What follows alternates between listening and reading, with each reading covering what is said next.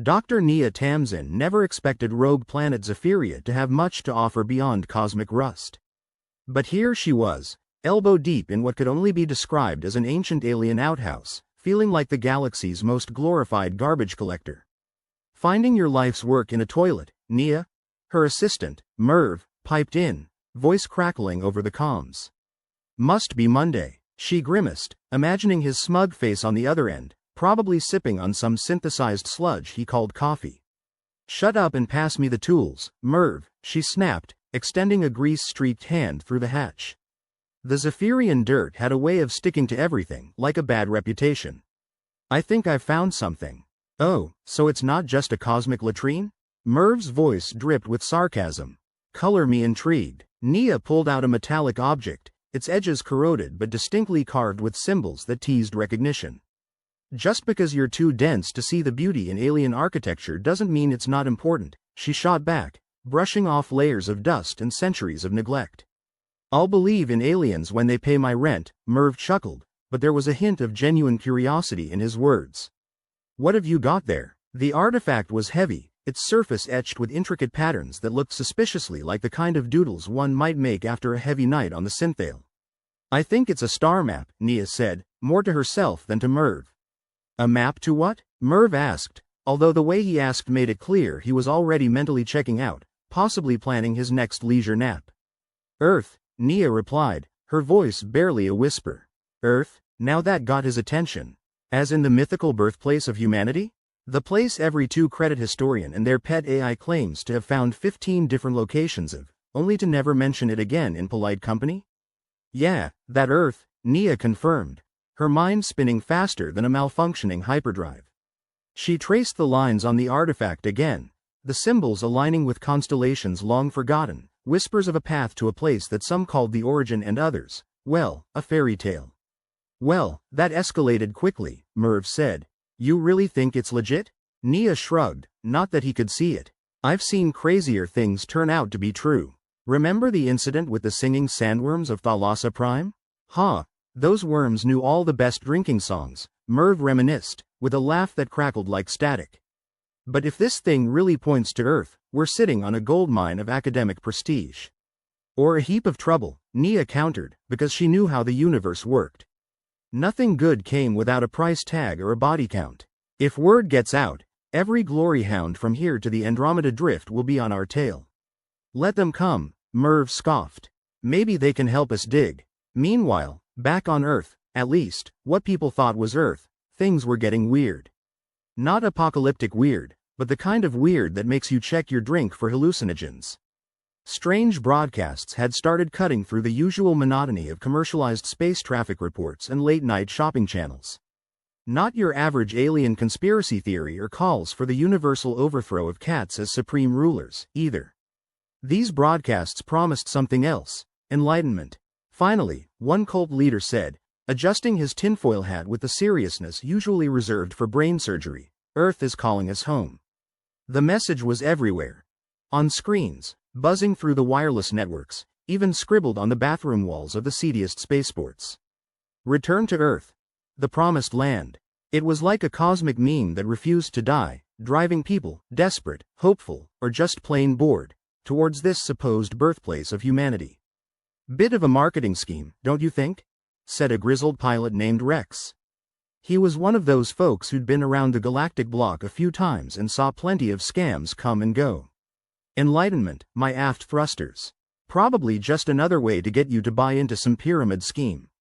Oh, come on, Rex, his co-pilot, Jin, retorted, smirking as she fiddled with the ship's controls. Don't you want to find out if we're really descended from some miracle dirt? I prefer not to think of my ancestors as mud people, Rex replied, rolling his eyes. Besides, don't need some mythical planet to tell me life's a cosmic joke. Jin laughed, her eyes scanning the console for any sign of a course change.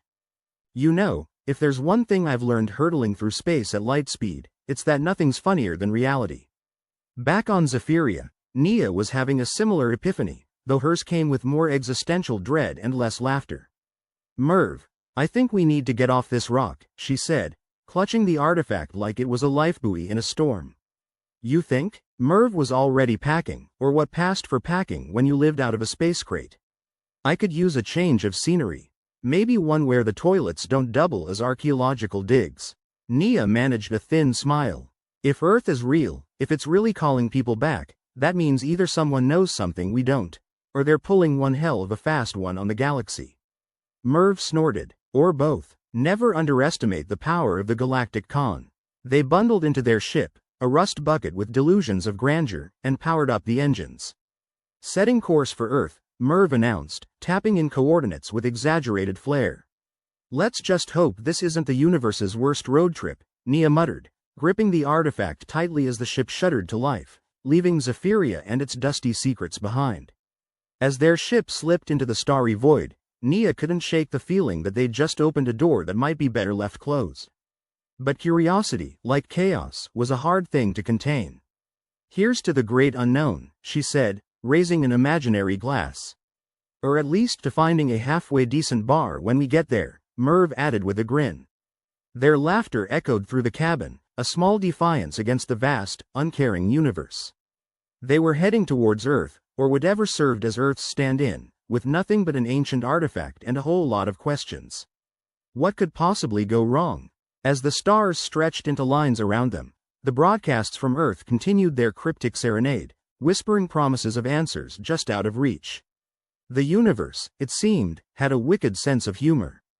And maybe, just maybe, Nia and Merv were about to become the punchline. The ship hummed steadily into the unknown, bringing them closer to what many hoped was humanity's cradle and others feared was a graveyard of dreams. Nia couldn't help but wonder which camp they'd fall into by journey's end. Buckle up, Merv, she said, a wry smile playing on her lips. This could be one hell of a ride. Dr. Nia Tamsin stood on Zephyria, knee-deep in dust and doubt, feeling like the universe's most reluctant archaeologist. It was the kind of day that made you question your life choices, like wearing white to a mud wrestling competition. The ancient alien structures loomed around her, ominous and inscrutable as a tax form in a foreign language. Cosmic rust flaked off in her hands, whispering secrets unbidden, like a drunk uncle at a family reunion. Merv's voice snapped her out of her reverie, crackling over the comms with the kind of energy usually reserved for caffeinated squirrels. So, what's the verdict, Dr. Dirt? Found any more alien toilets to plunge? Very funny, Nia muttered, brushing off a handful of rust that was desperately attempting to become part of her wardrobe. I'm telling you, Merv, this isn't just some cosmic outhouse. I've got a feeling there's more to these ruins. Oh, a feeling, Merv laughed. Well, that changes everything. Should I alert the Intergalactic Academy of Feelings and Gut Instincts? She rolled her eyes, even though he couldn't see it. You know, Merv, there are days I wonder why I keep you around. My stunning personality and witty banter? He suggested, not missing a beat. Or maybe it's the way you make me want to throw something heavy at your head, she shot back, but with a small grin forming at the corners of her mouth. The wind picked up, a biting chill that cut through the layers of her suit with all the subtlety of a sledgehammer. Zephyria was not a forgiving place, and anyone who thought otherwise was either a liar or a fool.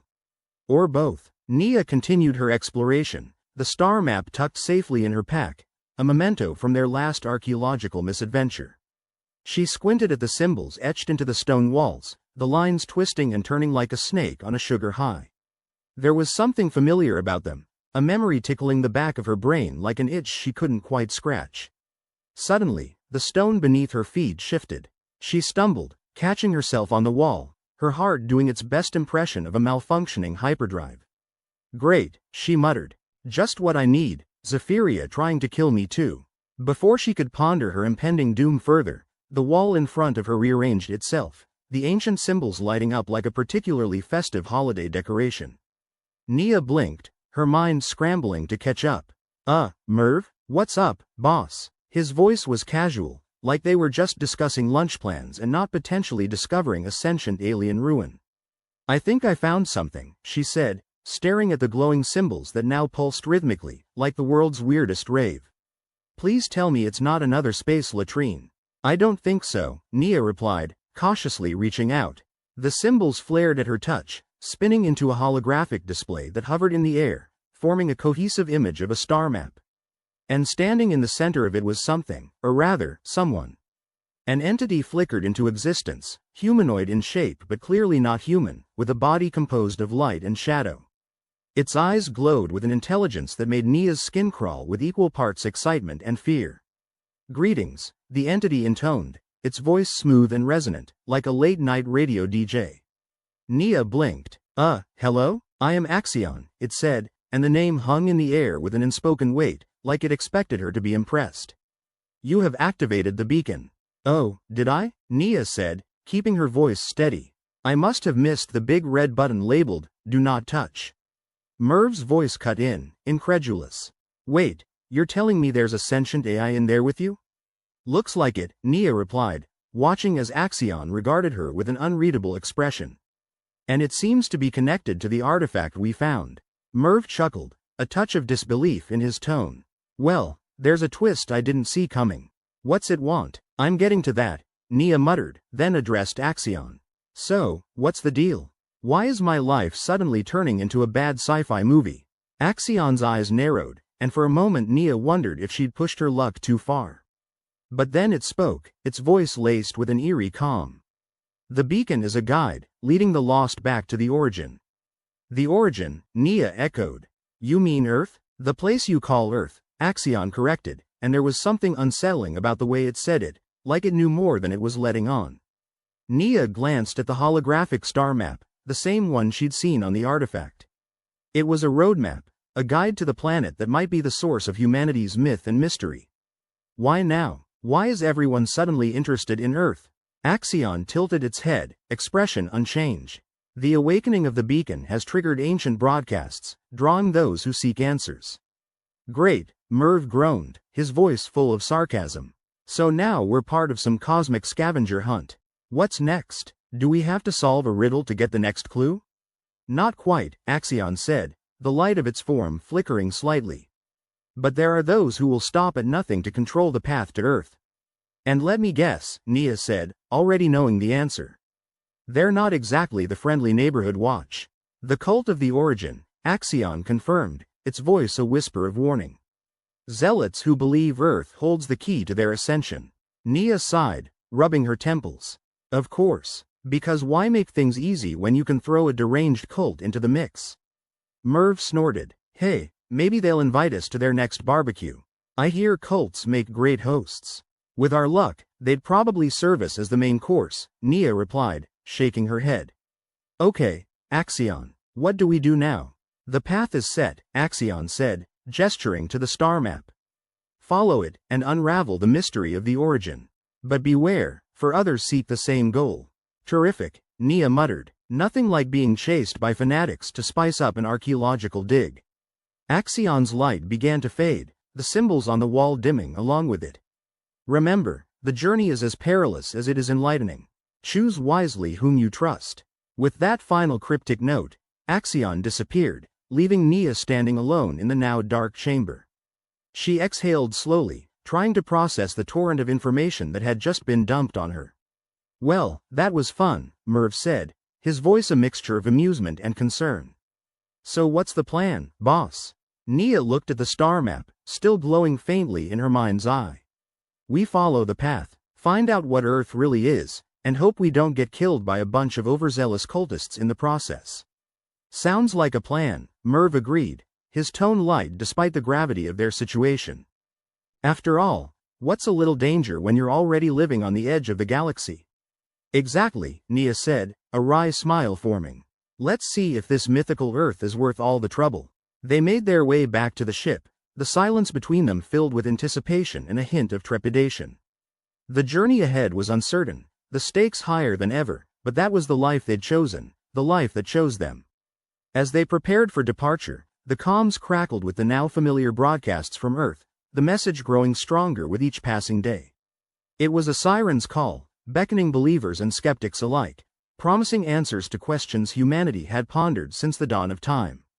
Nia settled into her seat, the controls beneath her fingers a comforting weight. "Ready, Merv?" "Always," he replied, entering the coordinates for their next destination. "Let's find out if this Earth lives up to the hype." The engines roared to life, the ship lifting off with a shudder and a creak, as if complaining about the effort.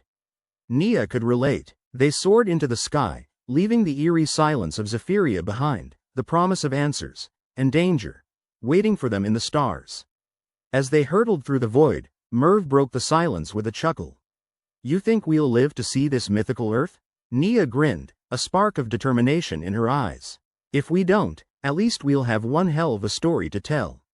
With that, they sped onward, chasing the elusive truth through the stars, the universe's oldest mystery finally within their grasp. Whether it would bring salvation or ruin remained to be seen, but one thing was certain. They were in for one hell of a ride. Merv clapped his hands together, the sound cutting through the recycled air of the ship like a pistol shot. Well, here we are, scooting off to find the mythical birthplace of all our hangovers. You reckon Earth has decent coffee, Nia?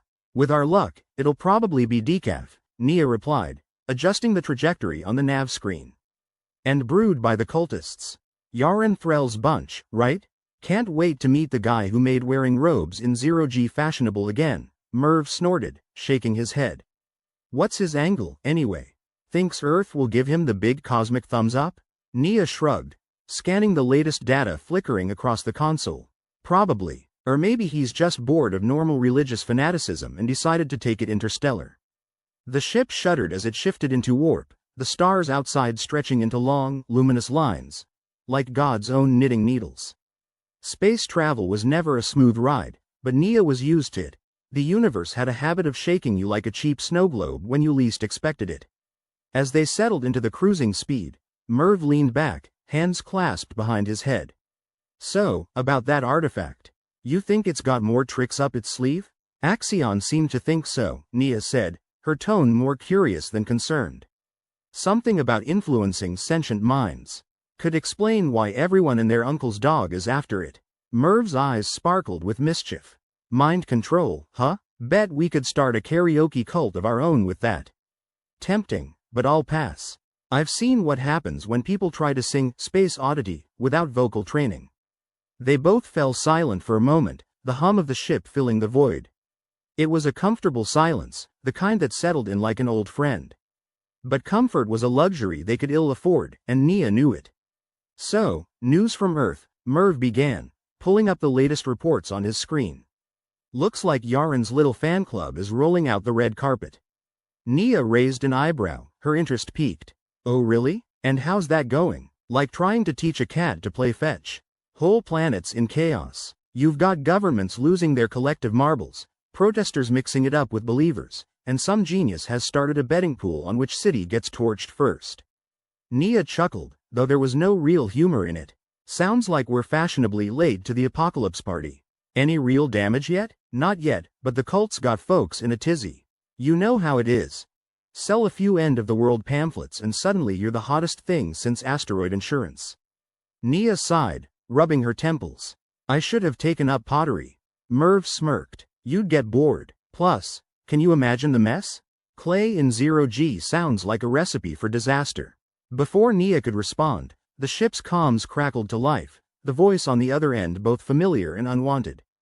Dr. Tamsin? This is Commander Garrick of the Coalition Fleet. Nia rolled her eyes, mouthing the words as Garrick continued his spiel. Oh joy, Big Brother's checking in. Dr. Tamsin, we're aware of your current trajectory and recent activities. You're not authorized to. Nia cut him off, her tone as dry as a Martian summer. Commander, I'm having a hard time hearing you over the sound of all this free will. Can you repeat that last bit? There was a pause on the line, and when Garrick spoke again, his voice had a steely edge. This isn't a joke, Doctor. The situation on Earth is spiraling. We need to work together. Fine, Nia said, waving a hand dismissively even though Garrick couldn't see it. Let's collaborate. I'll bring the artifact, and you bring the, what, exactly? Red tape and bureaucracy? Merv snorted, trying to suppress his laughter. Careful, Nia, you might hurt his feelings. Garrick's voice was strained, like he was talking through clenched teeth. This is serious. Yaren Threll has already landed in several major cities, and we're tracking multiple unregistered vessels entering Earth's atmosphere. Sounds like a busy day at the office, Nia said, her sarcasm unrelenting. Let me guess, you want us to babysit the artifact while you figure out how to tie your shoelaces? Dr. Tamsin, we're dealing with a volatile situation. One misstep and we could be looking at a conflict on a global scale. Yeah, and if we do nothing, the cult of the Origin gets a head start on their space pilgrimage and we're all out of luck, Nia shot back. Look, Commander, you want us to play nice? Fine, but don't expect miracles. We're archaeologists, not miracle workers. Garrick sighed, the sound crackling over the comms. We'll be in touch. Don't do anything reckless. Reckless? Us? Never, Nia replied with mock indignation, cutting the comms before Garrick could argue further. Merv grinned, shaking his head. You've got away with people. It's a wonder we're not in charge of the whole galaxy by now. Nia smirked. Just lucky, I guess. Their banter was cut short by the ship's proximity alarms, a shrill reminder that they were entering a hot zone. Earth loomed ahead, a swirling mass of blue and green, now peppered with the unmistakable signs of unrest. Fires burned in patches across the surface, smoke curling into the upper atmosphere like the planet had taken up vaping. Welcome to Earth, Merv said, his voice taking on the air of a tour guide. Home of humanity's greatest hits and, apparently, a new cult favorite hotspot. They descended through the atmosphere, the ship's hull groaning in protest at the sudden change in pressure. As they broke through the cloud cover, the landscape below was a chaotic tableau of flashing lights and thronging crowds. Yaren Threll's followers were out in force, their presence a testament to one man's dangerous charisma. Looks like Threll's thrown quite the party, Merv observed, tapping at the screen to bring up a closer view. You think they've got party favors? Probably just pamphlets and Kool-Aid, Nia replied, squinting at the scene below. This is getting out of hand. We need to get to Axion's coordinates before Yaren does. Merv punched in the new course, guiding them through the mess of air traffic that had turned Earth's skies into a cosmic bumper car extravaganza. Here's hoping the cultists are too busy chanting to notice us. As they approached the coordinates Axion had provided, Nia felt that familiar itch of anticipation, that insistent tug at the back of her mind that spelled trouble. But trouble was an old friend by now, and Nia wasn't one to back down from a challenge. They landed in a clearing just outside one of the cult's makeshift camps, the ship's engines humming quietly as they powered down. Nia and Merv emerged into the humid air, their suits adjusting to the planet's atmosphere with a series of beeps and clicks. So, what's the plan? Merv asked, scanning the area with practiced ease. Sneak in, grab the artifact, and get out before Yaren's goons catch us. Sounds like a plan, Nia agreed, adjusting her gear. But let's not underestimate Threll. He's got a lot of followers, and they're all convinced he's the second coming of whatever god they worship. Merv grinned, his eyes twinkling with mischief. With our luck, we'll wind up as the sacrificial lambs at their next cult meeting. Cheer up, Merv, could be worse. We could be back on Zephyria, playing house with a homicidal AI. True, Merv conceded, his expression sobering as they moved closer to the camp's perimeter. Let's just hope this artifact is worth all the hassle. The cultists were gathered around a large, makeshift altar, their voices rising and falling in a rhythmic chant that sent shivers down Nia's spine. Yaren Threll stood at the center, his presence commanding and magnetic. He was a man who knew how to work a crowd, and Nia couldn't help but feel a grudging respect for his showmanship. Looks like he's got them eating out of the palm of his hand, Merv murmured, his voice low as they crept closer. Yeah, and if we're not careful, he'll have us on a platter, too, Nia replied, her eyes scanning the crowd for potential threats. Let's keep our heads down and see if we can get a look at that artifact. They edged around the camp's perimeter, staying out of sight as the cultists continued their fervent prayers.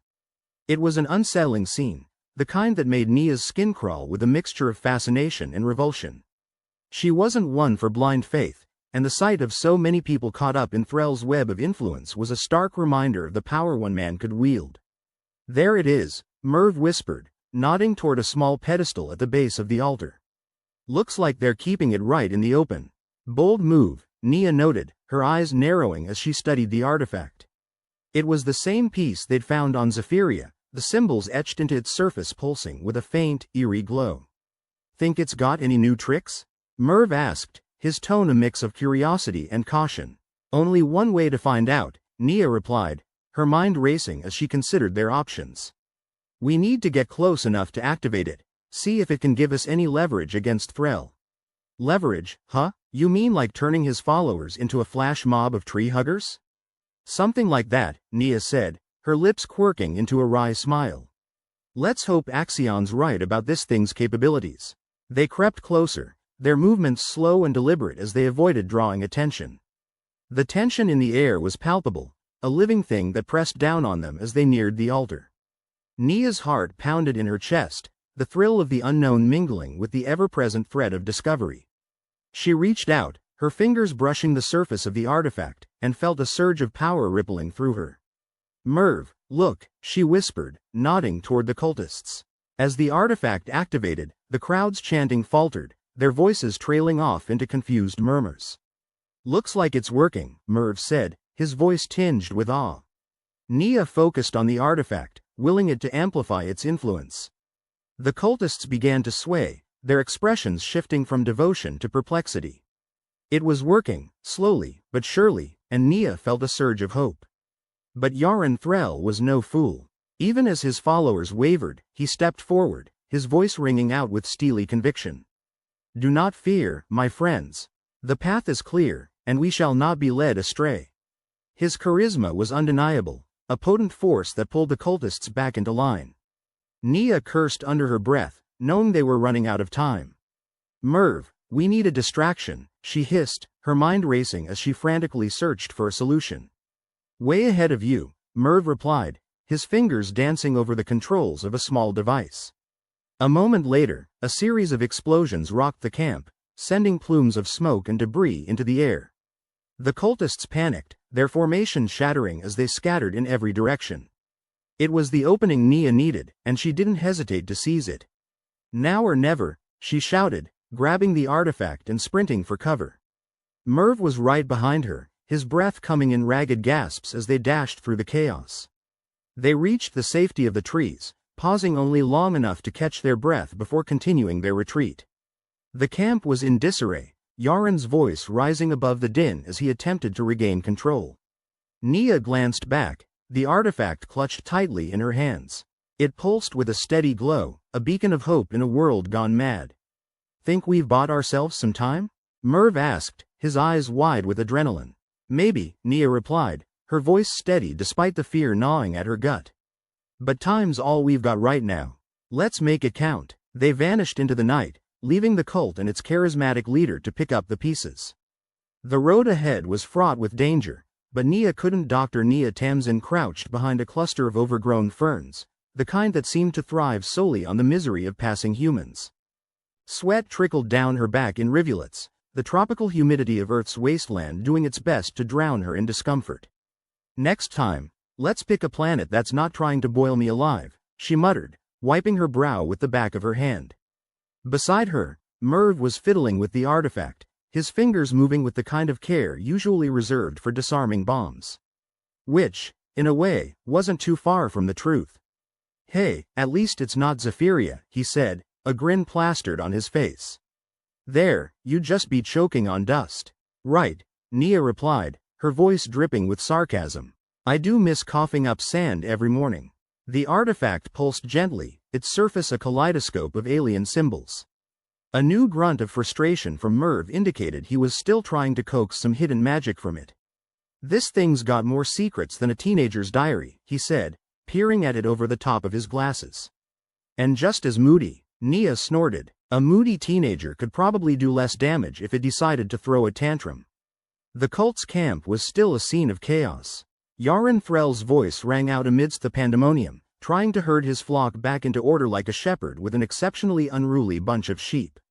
Nia couldn't help but admire his tenacity, if not his sanity. Guy's got a real gift for talkin' nonsense, she observed. Bet he could sell sand to a Zephyrian. Or sanity to a politician, Merv added, glancing up from his work with a wry grin. They needed to get back to Zephyria, needed to find that chamber Axion had hinted at in his cryptic, frustratingly vague transmissions. A chamber that might just hold the key to shutting down Yaren's little interstellar circus before it turned into a full-blown space opera. You ready to make a run for it? Nia asked, checking the charge on her sidearm, not that a few bolts of plasma would do much against a crowd of zealots bent on enlightenment through mindless devotion. Merv pocketed the artifact with a reverence usually reserved for sacred relics. Let's blow this popsicle stand, he said, his voice carrying a mix of excitement and that ever-present undercurrent of mischief. They slipped through the underbrush, their footsteps silent except for the occasional crunch of dried leaves beneath their boots. The ship loomed ahead, a sleek silhouette against the chaos of the camp behind them. The kind of chaos that promised to escalate into a full-blown riot if Yaren got his way. "Think they'll miss us?" Merv asked, casting a glance back at the camp as they neared the ship's ramp. "Like a rash," Nia replied, hitting the button that lowered the access ramp with a smooth hiss of hydraulics. "Let's just hope they're too busy putting out fires to follow us." They scrambled aboard, Merv slapping the console to fire up the engines. The ship hummed to life, its systems flickering on as if waking from a particularly bad dream. "Navigation looks clear," Nia said, her fingers dancing over the nav screen as she plotted a course for Zephyria. "Assuming we don't get blown out of the sky by religious zealots or space debris." Merv chuckled, easing into the pilot's seat with the practiced ease of someone who had spent far too long hurtling through the cosmos. "Nah, we're just a couple of archaeologists on a field trip.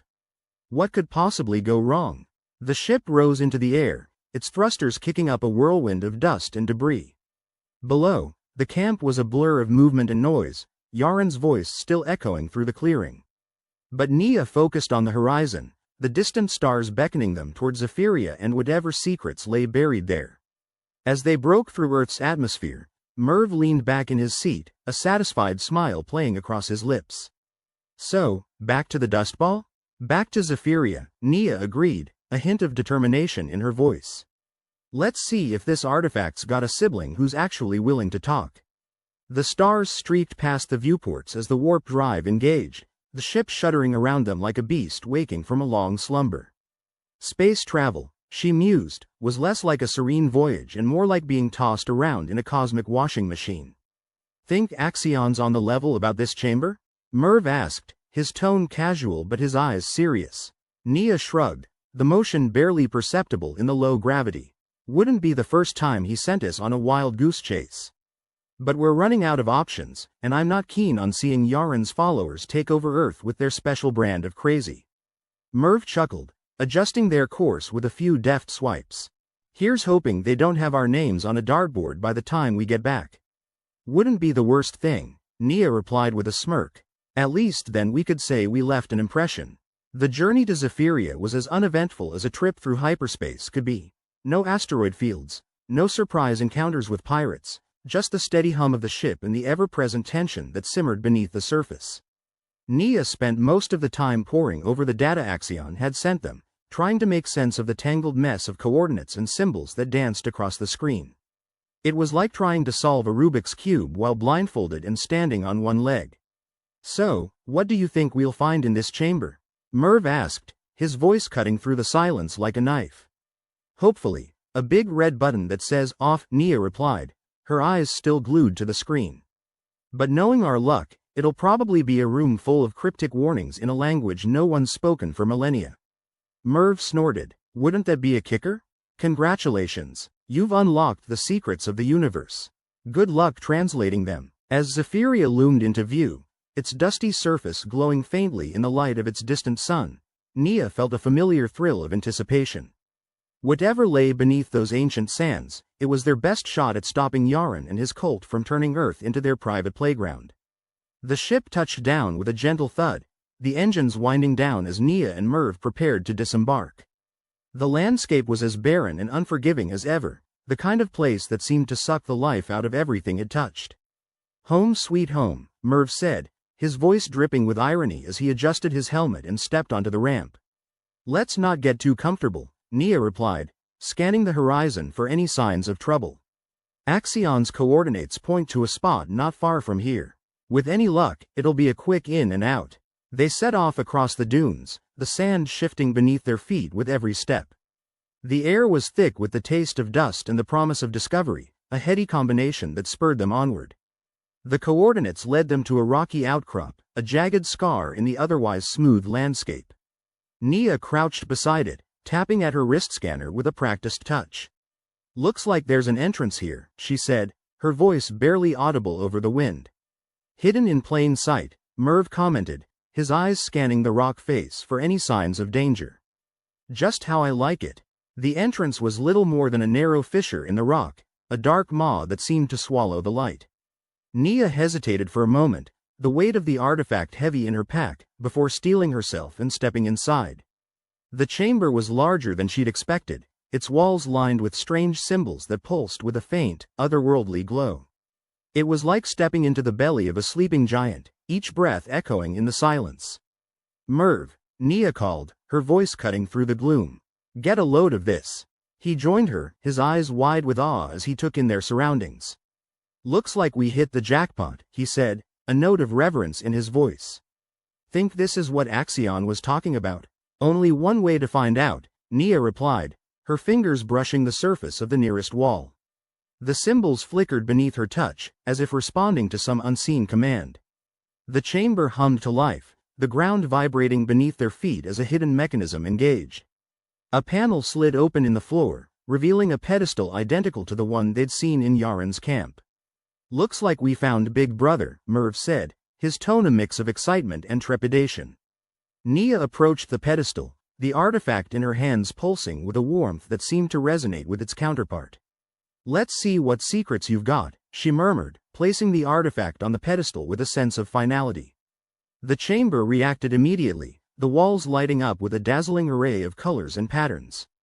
It was beautiful in a way that defied description, a dance of light and sound that seemed to transcend reality. Nia felt a surge of power, the artifact's influence spreading out like ripples in a pond. She could sense the minds of the cultists, their thoughts laid bare before her, and for the first time, she understood the true scope of the artifact's power. "It's a control mechanism," she realized, her voice trembling with awe.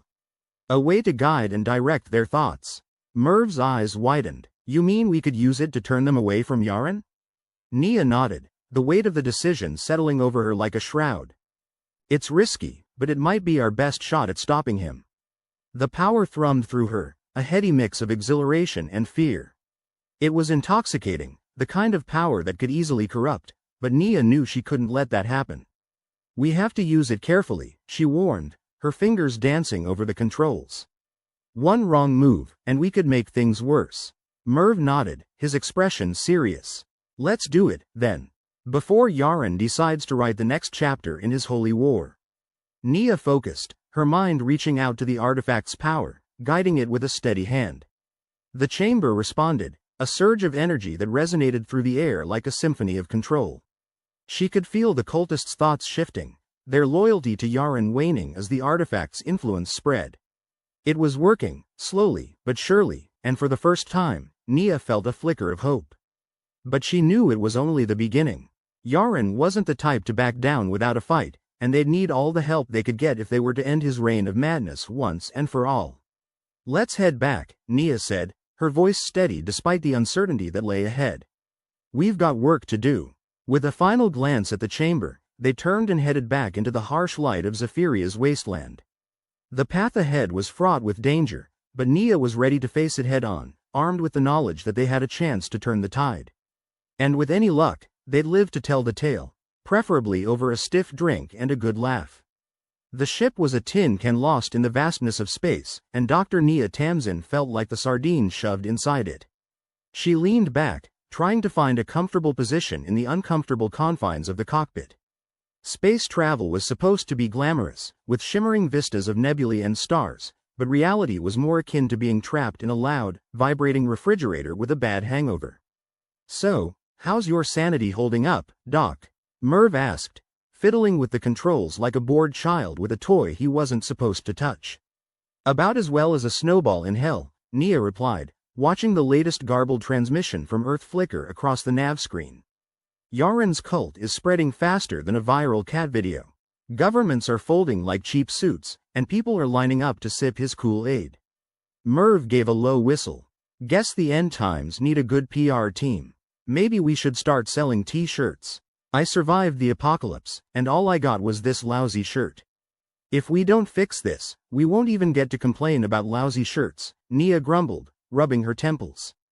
"The artifact works, but accessing its full potential requires interfacing with Axion. And that's about as appealing as sticking your head in a lion's mouth." Merv raised an eyebrow. "Sounds like a party. What's the worst that could happen?" Oh, I don't know. Maybe frying my brain, turning into a vegetable, or becoming an unwilling member of Yaren's fan club. Nia snapped, her sarcasm as sharp as a knife. Take your pick. Merv shrugged. Well, at least you'd finally get a vacation. Permanent one, but hey, beggars can't be choosers. Thanks, Merv. Your support means everything, Nia said dryly, casting a sidelong glance at him. Seriously, though, if we don't do this, there might not be an Earth left to save. It's already one big wasteland with a side of hysteria. Figure out what you need to do, and I'll make sure this bucket of bolts keeps us in one piece, Merv said, his tone becoming serious for once. Nia gave a nod, her mind racing as she tried to plan her next move. The artifact had shown them a glimpse of control over Yaren's cultists, a way to turn them away from their madness. But the full knowledge, the real power, lay locked within the chamber, accessible only through a direct mental interface with Axion. Like syncing your brain with a supercomputer, except this one had demons in its circuitry. Nothing like a bit of existential dread to keep things spicy. She sighed, glancing at the nav screen's constant stream of distress signals and garbled cries for help. The world's going to hell, Merv. And we're the ones stuck with the fire extinguisher. Merv snorted. Let's just hope it's not one of those foam ones that barely get the job done. Their ship rattled as it entered Zephyrria's orbit. The dust ball of a planet looked no more inviting than usual, its brown surface pockmarked with the black shadows of craters and storm clouds. It was funny how a place so dead could hold the key to stopping Earth's slow-motion implosion. Think the artifact will give us what we need? Merv asked as they neared their landing coordinates. Or is this another cosmic joke at our expense? Nia leaned back in her seat, crossing her arms.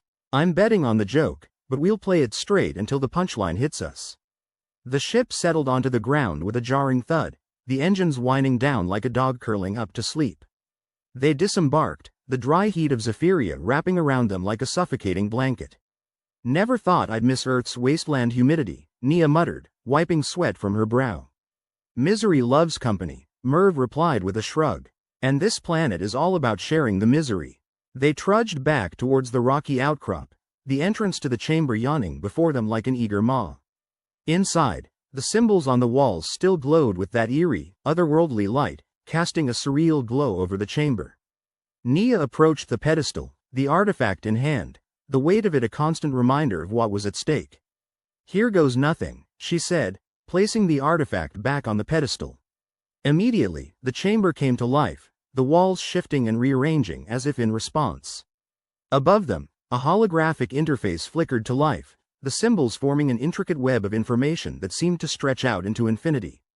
Nia hesitated, then reached out, her fingertips brushing the holographic controls. The instant connection was like sticking her hand in an electrical socket, a surge of power and information flooding her mind.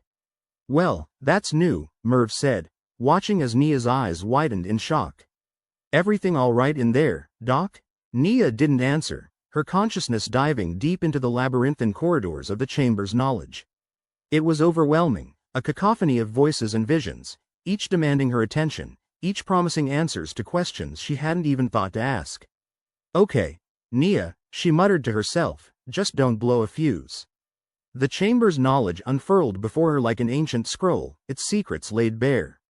She saw the pattern, the way the artifact could be used to manipulate thoughts and indoctrinate minds.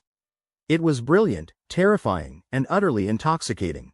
And Axion, the sly bastard, had left a back door into their little paradise of madness. A way to access and control the artifact's power, but only for those foolish or brave enough to try. Well, this is quite the rabbit hole, Nia said aloud, her voice echoing in the chamber. Good thing I'm not afraid of rabbits, Merv quipped. Nia focused, her mind navigating the interface with a precision born of desperation. She had to find the right thread, the one that would allow her to bypass Yaren's influence and redirect it. It was like trying to unscramble an egg, but she was determined to make an omelet. The mental interface hummed, the knowledge unfurling in her mind like a poisonous flower. She saw the lives Yaren had touched, the people he'd twisted and corrupted, and the way his madness had spread like wildfire.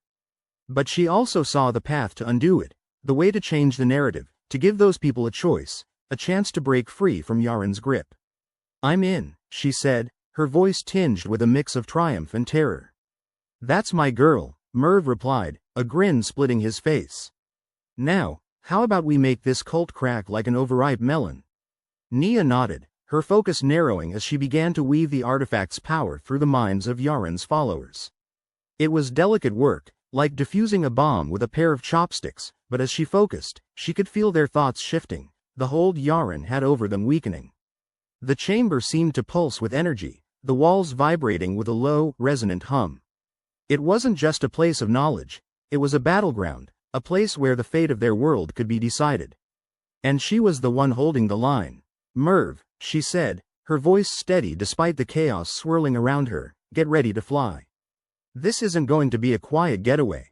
You got it, Doc, Merv replied, already moving towards the entrance. Just holler when it's time to skedaddle. Nia nodded, her concentration unbroken as she continued to manipulate the artifact's power. It was working, she could feel it. The cultists' thoughts were turning, their blind loyalty wavering, the ironclad grip of Yaren's influence slipping away. But it wasn't without cost. She could feel the strain, the pressure building in her mind like a ticking time bomb. She was pushing the limits, and there was no guarantee she'd get out in one piece. Almost there, she muttered, her voice barely a whisper. Just a little more. With a final, determined push, she severed the last of Yaren's influence, the connection snapping like a taut wire. The chamber's hum shifted, a note of finality echoing through the air as the artifact's power settled back into its dormant state. Nia staggered back, her breath coming in ragged gasps, her mind reeling from the effort. She had done it. The cult's control had been broken, their minds freed from Yaren's insidious grasp. But as she stood there, the realization of what she had done began to sink in. She had wielded a power that few could comprehend, a power that could have easily consumed her, and she had emerged on the other side. Merv, she called, her voice sounding strangely distant in her ears. Let's get the hell out of here. Merv was already at her side, his hand steady on her shoulder as he guided her towards the exit. You did good, Nia. Real good. Let's just hope it's enough, she replied, glancing back at the chamber one last time before stepping into the harsh light of Zephyrria's wasteland. The path ahead was uncertain, but for the first time in a long while, Nia felt a spark of hope amidst the darkness. They had a chance, a slim one, but a chance nonetheless, to stop Yaren and his twisted vision for Earth. And with any luck, they'd live to see it through to the end. Preferably with a drink in hand and a smirk on their faces, because if they couldn't laugh in the face of the apocalypse, what was the point? Dr. Nia Tamsin slumped into the ship's painfully inadequate excuse for a chair, feeling like a raw nerve after the mental marathon she'd just run. Her brain was buzzing with an overload of Axion-induced epiphanies, each more unsettling than the last. It was like trying to organize a filing cabinet while blindfolded and drunk, and someone else kept rearranging the folders. Well, that was an experience, she muttered, mostly to herself, but loud enough for Merv, who was already busy poking at the ship's nav controls with the enthusiasm of someone defusing a bomb with a stick. Merv turned, offering her a lopsided grin that was probably meant to be reassuring. Did you see the meaning of life or just the usual, we're all screwed? Memo. Bit of both, Nia replied, rubbing her temples as if that could ease the pressure.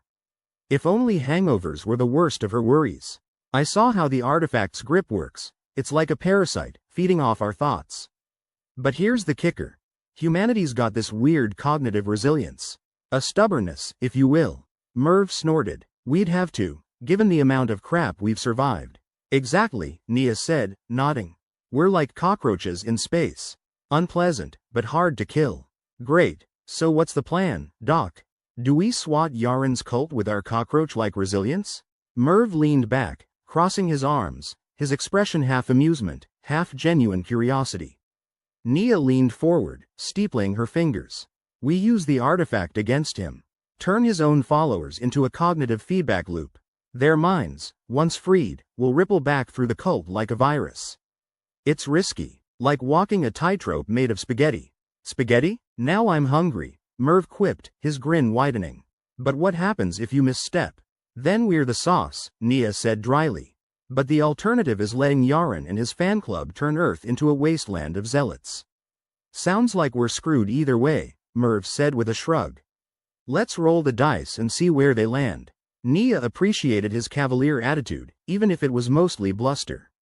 All right. Strap in, she said, nodding at the controls. We've got a cult to crash. As the ship rattled back to life, its vibrations shaking every bolt and screw loose, Nia accessed the nav screen, plotting their course back to Earth. It was a path fraught with debris and cosmic hazards, a route only a lunatic would take. Fitting, since they were attempting to dismantle a cult of lunatics. So, are we going in guns blazing or are we aiming for subtlety?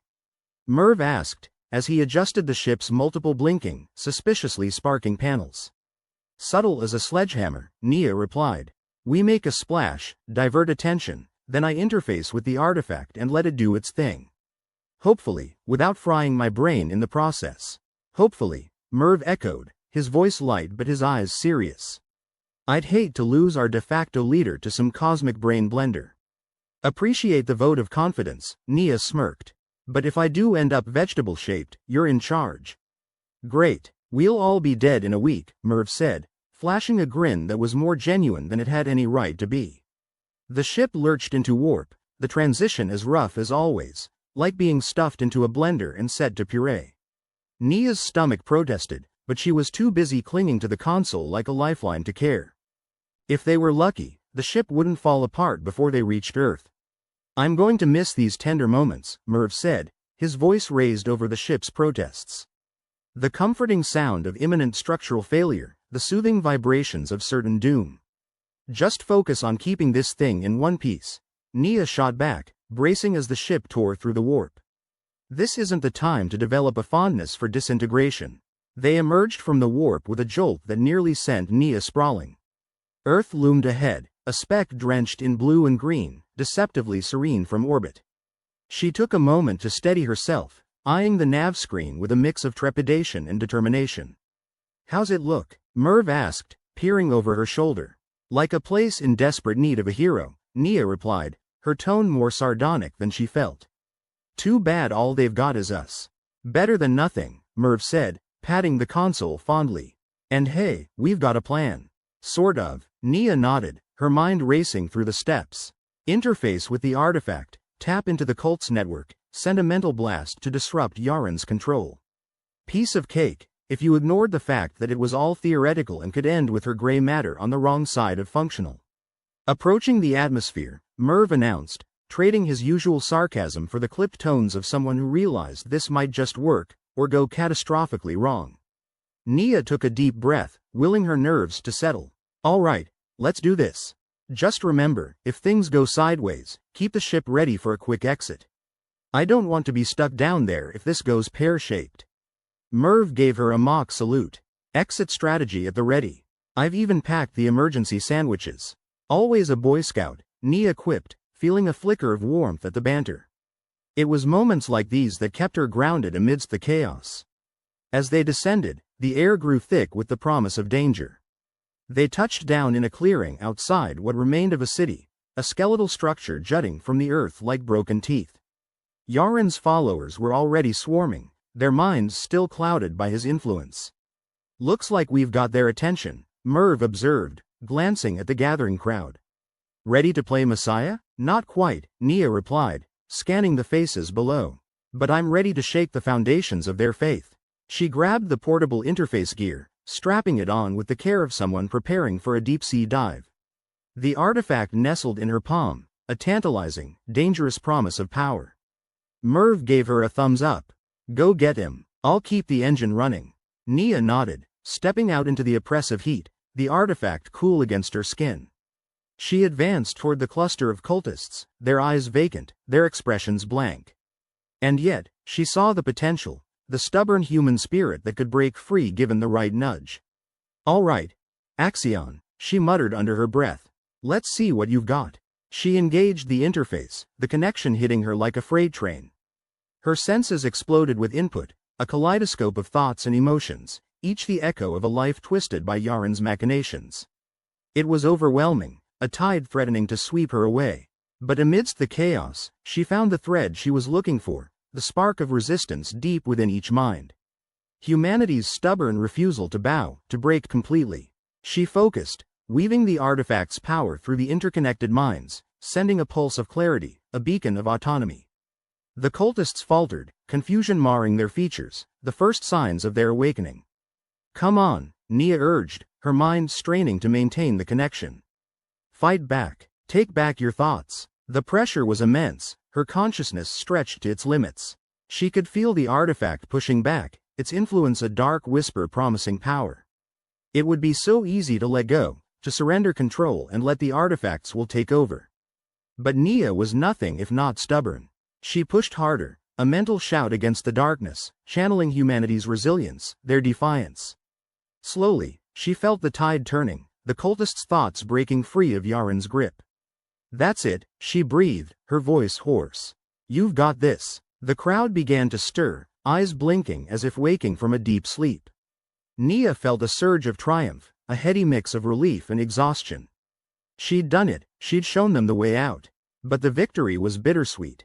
She'd touched something vast and unknowable in the artifact, a power that was both awe-inspiring and terrifying. And while she'd won this battle, the war was far from over. She disengaged, the sudden absence of connection leaving her dizzy and hollow. The cultists around her were murmuring, their voices rising in confusion and fear, but also in determination. Nia staggered back to the ship, Merv's worried gaze meeting hers as she climbed the ramp. "You all right, Doc?" "More or less," she replied, her voice a rasp. "But they're free. We've given them a chance." "Good," Merv said, and she could hear the genuine relief in his voice. "Now let's get the hell out of here before Yaren decides to pay us a visit." Nia nodded, her thoughts a jumble of exhaustion and elation. They'd pulled it off, against all odds, and now they had to keep moving, to keep fighting until Yaren and his madness were nothing but a bad memory. As the ship lifted off, Nia allowed herself a small smile. They'd taken a step, a dangerous gamble that had paid off. And if they could laugh in the face of certain doom, maybe they'd make it out of this alive after all. The ship touched down with all the grace of a drunken elephant, its landing gear screeching like a dying banshee. Nia Tamsin stumbled down the ramp, her legs barely holding up the weight of her exhaustion and what might be the universe's most persistent headache. Merv followed, looking less like a capable pilot and more like someone who just realized the last slice of pizza was gone. "Safe and sound," Merv said with a grin that was about as reassuring as a politician's promise. "Define safe," Nia muttered, casting a glance back at the ship. "And sound, for that matter. I think I left my stomach somewhere back there." "Our trusty rust bucket's still in one piece," Merv said, giving the hull a pat that echoed hollowly. "I call that a win. More like a Pyrrhic victory. We survived, but at what cost? My dignity, for one." They'd landed on the outskirts of what could only generously be called a city. It looked more like a junkyard that had decided to cosplay as civilization for the day. Buildings leaned precariously, like they'd had one too many at the bar the night before, and the streets were a tapestry of debris and decay. "Home sweet home," Nia said, taking in the sights. "Reminds me of Zephyria, minus the choking dust storms." "Cozy," Merv agreed. "How do we find these folks we're supposed to meet again?" "Smoke signals?" "Not quite," Nia replied. "We've got a rendezvous point and a password." "Stubborn bastards. Fitting, don't you think?" Merv chuckled. "Sounds like our kind of people." They made their way through the city, ducking under flimsy structures and sidestepping the occasional rat that seemed to be auditioning for a starring role in a horror film. Finally, they reached their destination, a nondescript building that seemed to sag under the weight of its own mediocrity. A figure was waiting by the door, a tall woman with a no-nonsense expression and a gaze sharp enough to cut glass. "You the ones from space?" she asked, her voice laced with skepticism and just a hint of brandy-soaked disinterest. "That obvious?" Nia replied, trying to sound less like someone who'd just survived a mental hurricane. The woman snorted. "You're too clean to be locals. And you don't smell like the alley behind a brewery." "Good to know," Merv said, not entirely sure if he should take offense or nod in agreement. "We're here to join the party. Password is, stubborn bastards." Yeah. She stepped aside, eyeing them both with a mixture of curiosity and what might have been grudging respect. "Name's Greer. I'm in charge of making sure you don't get yourselves killed before you do whatever it is you planned." Nia nodded. "Pleasure. We've got a plan, but it's more of a fly by the seat of your pants kind of deal." "Sounds like my kind of plan," Greer said, leading them inside. "Let's get you to the others." They entered a room filled with people who looked like they'd seen every shade of hell and lived to tell the tale. Old scars, new bruises, and eyes that spoke of determination mixed with a healthy dose of cynicism. Just like home. "All right, folks," Greer announced, "our new friends have arrived. Let's go over this one more time." Nia stepped forward, trying to ignore the sensation of 100 eyes boring into her. "We're here to disrupt Yaren's control over his cult. Use the artifact to send a blast of autonomy through their network." "And what happens if it doesn't work?" a lanky man with an impressive collection of tattoos asked, his tone dripping with skepticism. "Then we all die horribly, and I get to say, 'I told you so,' in the afterlife," Nia said brightly. "But I'm banking on human stubbornness to carry the day." "Not exactly a Hallmark card sentiment, but I'll take it," the tattooed man replied with a shrug. "I'm Jesper, by the way." "The more, the merrier," Merv chimed in, leaning against a wall that seemed to be held together by sheer willpower. "Just tell us who to shoot and when." "First off, no shooting unless absolutely necessary," Greer said. "We're trying to free these people, not turn them into Swiss cheese." "Got it," Merv said, feigning disappointment. "Guess I'll have to keep my trigger finger in check." Nia took a deep breath, focusing on the task ahead. They had one shot at this, and she wasn't about to let it slip through her fingers like sand through a sieve. "Here's the plan," Nia said, addressing the room. "Greer and her team will create a distraction to draw Yaren's attention. Once he's distracted, I'll interface with the artifact and start the mental broadcast. We're counting on your mental strength to bolster the signal. Think of it as a cosmic group hug, only with more existential dread." A ripple of laughter spread through the room, breaking the tension. "Group hug it is," Greer said with a smirk. "What do you need from us?" "Focus," Nia replied, "and maybe a stiff drink afterwards." The plan set, Nia and Merv spent the next few hours going over the details, each step a precarious dance on a knife's edge. They had no guarantees, just hope and a whole lot of nerve. When the time came, Greer led them through the city's twisted streets, the air thick with the promise of violence. They reached a square where Yaren's followers milled about, their minds chained, their bodies little more than puppets on strings. "Remember," Greer said, her voice a low growl, "this isn't about killing, it's about freeing them." "No pressure," Nia muttered, gripping the artifact and trying to channel every ounce of determination she had left. Greer signaled her team, and chaos erupted. Smoke bombs, loudspeakers blaring distorted chants, and holographic projections of cosmic nonsense. It was a carnival of confusion designed to draw Yaren's attention. Nia stepped forward, the artifact in her hand pulsating with a dark energy she couldn't ignore. She activated the interface, the connection slamming into her like a tidal wave. The world exploded in her mind, a cacophony of thoughts and emotions, each a desperate plea for freedom. She focused, weaving the artifact's power through the tangled web, sending a surge of clarity and resistance. "Come on," she whispered, sweat beading on her forehead. "Fight back. Break free." The cultists faltered, confusion rippling through their ranks. Nia pushed harder, her mind a battleground, her will a beacon against the artifact's seductive pull. She felt it then, the collective strength of the people around her, their thoughts joining hers, amplifying the signal. Human stubbornness, human defiance, a chorus of resilience that resonated through the network. The cultists began to blink, awareness dawning in their eyes. Yaren's control faltered, his power crumbling as the enchantment shattered. "That's it," Nia urged, her voice a hoarse whisper. "You're almost there." The tide was turning, the cultists shaking off their mental shackles, their thoughts their own once more. Nia could feel Yaren's rage, a distant roar of frustration as his grip slipped. And then it was done. The connection severed, the artifact's influence broken. Nia staggered back, her breath coming in ragged gasps. The square was silent, save for the murmuring of the newly freed cultists, their voices a blend of disbelief and determination. They looked at each other, at Nia, at the world beyond Yaren's shadow. Merv stepped forward, clapping a hand on Nia's shoulder. "We did it, Doc. We actually did it." Nia nodded, her mind a whirl of exhaustion and triumph. They'd done the impossible, turned the tide with nothing but stubbornness and a refusal to go quietly into that good night. Greer joined them, her expression a mix of relief and something akin to pride. Not bad for a couple of space jockeys and a ragtag band of rebels. Just another day at the office, Nia said, her smile weary but genuine. As the dust settled, they stood together, a small band of defiant souls in a world that seemed just a little bit brighter. They'd faced the impossible and come out the other side, not unscathed but unbroken. Now, Jesper said, rubbing his hands together, about that stiff drink. And for the first time in what felt like forever, Nia laughed.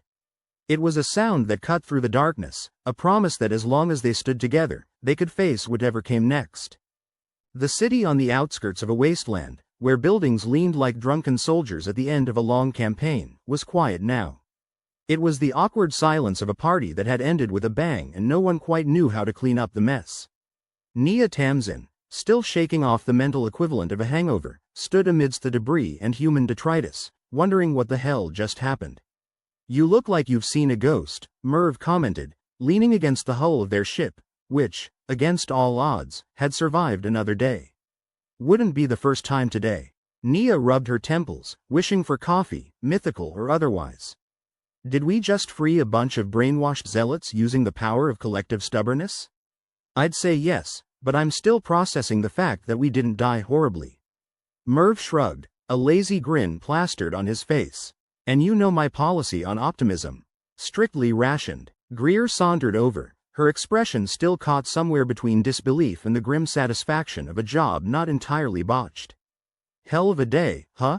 "Hell of a day," Nia agreed, surveying the milling crowd of ex-cultists trying to remember how to function as human beings. It was like watching toddlers learn to walk, except these toddlers had been puppets in a cosmic farce. "Think they'll be okay? They're tougher than they look." Greer tilted her head toward the crowd. "Don't let the glazed eyes fool you. If they can survive Yaren's brand of enlightenment, they can survive anything. Bet they'll all have a healthy skepticism of charismatic leaders from here on out," Merv said, poorly feigning seriousness. "I'd say it's about time." Nia sighed, crossing her arms. "I'm just glad we could give them that chance." As the dust settled, Nia couldn't help but wonder about the bigger picture. This little victory, as mind-bending and improbable as it had been, was just one thread in the tangled web of humanity's existence. The artifact had shown her the potential for both ruin and redemption, and the line between them was thinner than she'd ever imagined. "Still thinking about Earth?" Greer asked, reading her mind with unnerving accuracy. "Always," Nia admitted. "If Earth is real, and I'm starting to think it might be, I want to make sure it stays safe from all the chaos out here." "Earth, the mythical birthplace of hangovers and coffee." Merv chuckled. "You're not the first to dream about it, you know." "No, but maybe I'm the first with a plan beyond daydreaming." Nia's gaze hardened with determination. "Zephiria's just the beginning. If there's knowledge there that can help us understand who we are, where we came from, it's worth every risk." Greer nodded, her eyes alight with a fire Nia hadn't seen before. "Sounds like you've got your work cut out for you. Humanity's not known for making things easy." "Wouldn't have it any other way," Nia replied, a wry smile tugging at her lips. "We're like cockroaches in a nuclear winter. Stubborn bastards, the lot of us." As they stood there, basking in the glow of their unlikely triumph, Nia let herself indulge in a rare moment of hope. Maybe, just maybe, they could carve out a future that wasn't entirely bleak. A future where people weren't just cogs in a cosmic machine, but architects of their own destiny. "And what about Yaren?" Merv asked, scratching his chin with theatrical deliberation. "Think he'll be back for an encore?" "If he does, we'll be ready," Greer said, her voice as steady as a rock. "And next time, we won't just be reacting. We'll be setting the stage." Spoken like a true rebel leader, Nia quipped. "But seriously, I think we've given him a lot to think about. He might not bounce back as quickly as he'd like." "You mean he might finally realize he's not the center of the universe?" Merv said with exaggerated shock. The horror. They shared a laugh, the kind that felt like a release valve after too much pressure. It wasn't much, but it was enough to remind them that they were still alive, still fighting, still stubbornly refusing to give up. "So what's next?" Greer asked, watching as the ex-cultists slowly began to reclaim their lives. Nia took a deep breath, feeling the weight of the artifact in her pocket. "We gather what we've learned, take it to Zephyria, and see if we can't find Earth's secrets hidden in its dusty libraries." "And if we do?" Merv asked, genuinely curious. "Then we make damn sure those secrets don't fall into the wrong hands," Nia replied, her tone firm. We owe it to every stubborn bastard out there who ever dared to dream. Count us in, Greer said with a nod. This fight's just beginning, and I'd rather be on the front lines than sitting on the sidelines. Good, Nia said, feeling a surge of gratitude for the ragtag band of misfits she'd somehow ended up leading. I wouldn't want to do this alone. As the sun dipped below the horizon, casting long shadows across the battered cityscape, Nia knew they had a long road ahead. But they had something Yaren and his ilk would never understand. Unity forged in defiance, a bond stronger than any chain. They'd faced the darkness and emerged on the other side, scarred but unbroken. Now, armed with knowledge and a healthy dose of gallows humor, they were ready to face whatever came next. Let's get this show on the road, Nia said, her voice steady with resolve. And with that, they turned away from the chaos and the echoes of a battle hard won, ready to write the next chapter of humanity's story, one stubborn step at a time. As they walked back to the ship, Merv lagged behind, glancing back once at the crowd milling in confusion but slowly finding its feet. What do you think they'll do? He asked, catching up. Try not to join another cult, for starters, Nia replied. Then maybe find out what they're really made of. Bet a few of them end up politicians, Merv said with a wink. Or worse, motivational speakers. God help us, Nia muttered, rolling her eyes. One thing at a time. The ship loomed ahead, a battered silhouette against the twilight sky. It wasn't much, but it was theirs, and it would have to do. As she stepped aboard, Nia felt a flicker of something she hadn't felt in a long time, hope. It was a fragile thing, but it was there, stubbornly clinging to life against all odds. Ready for another bumpy ride? Merv asked, flicking switches and preparing for takeoff. With you at the controls, always, Nia shot back, settling into her seat. Just try not to crash this time. Where's the fun in that? Merv chuckled, powering up the engines. Besides, I'm getting better at the whole, not dying, thing. Could have fooled me, Nia retorted, buckling in and feeling the familiar rumble beneath her feet. Let's get out of here. As the ship lifted off, leaving the city behind, Nia's thoughts drifted to the future. They had a long way to go, but they also had each other, and that was worth more than 1,000 artifacts. Here's to stubborn bastards everywhere, Merv said, raising an imaginary glass. Nia laughed, the sound bouncing off the hull and filling the space between them. May we always find a way. As they soared into the endless expanse of stars, Nia knew they would. Because if there was one thing humanity excelled at, it was finding a way, even in the darkest of times. And so they flew, two stubborn bastards against the universe, ready for whatever came next.